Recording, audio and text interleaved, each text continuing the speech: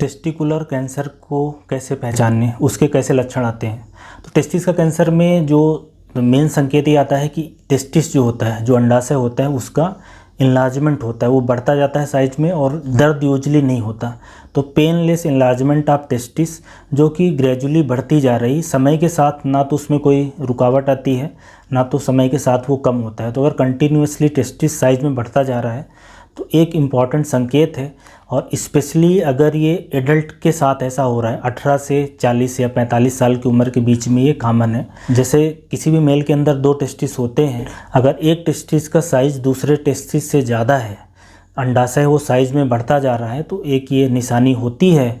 और इसके अलावा पेशेंट को डिस्कम्फर्ट होना, अंडाशय में खिंचाव सा फील होना, और कुछ केसेस में दर्द भी हो सकता है। तो ऐसा ज़रूरी नहीं है कि हर केस में दर्द नहीं रहेगा, ज़्यादातर केस में दर्द नहीं रहता, लेकिन कुछ पेशेंट को पेन भी रहता है। तो अगर ऐसा किसी को है, स्पेशली तब जब किसी को किसी तरीके की ना तो चोट लगने की हिस्ट्री है, ना तो किसी तरीके की इन्फ्लेमेशन की हिस्ट्री है, तो ये टेस्टिकुलर कैंसर हो सकता है। एक बात ये महत्वपूर्ण जानने वाली है कि टेस्टिस के या जो अंडाशय है, जो स्क्रोटम है, उसके सूजन के अगर कारण की बात करें तो एक जैसे हाइड्रोसील है, काफ़ी कॉमन है, स्क्रोटल हर्निया कॉमन है, वेरिकोसील होता है, स्पर्मेटोसेल होता है, एपिडिडाइमल सिस्ट होता है, लाइपोमा होता है, ठीक है।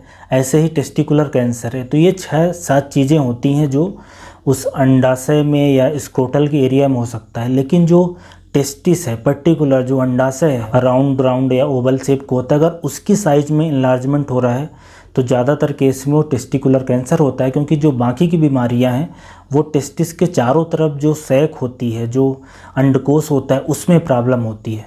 तो ये संकेत जानना ज़रूरी है। हालांकि टेस्टिकुलर कैंसर काफ़ी रेयर है, इतना कॉमन नहीं है, फिर भी अगर किसी को एडल्ट को जैसे कि 18 साल से 40-45 साल के बीच में पेनलेस टेस्टिस का इन्लार्जमेंट हो रहा है तो तुरंत उनको सोनोग्राफी की जांच, इसके अलावा ब्लड मार्कर और डॉक्टर को दिखा के जो एग्ज़ामिनेशन होता है, टेस्टिकुलर एग्ज़ामिनेशन होता है, वो करवाने की ज़रूरत रहती है। उससे ये पता चल पाएगा कि ये टेस्टिस की जो सूजन है वो कैंसर है कि हाइड्रोसील है कि स्क्रोटल हर्निया है या कोई और भी प्रॉब्लम है, राइट। तो ये टेस्टिकुलर कैंसर के लक्षण होते हैं।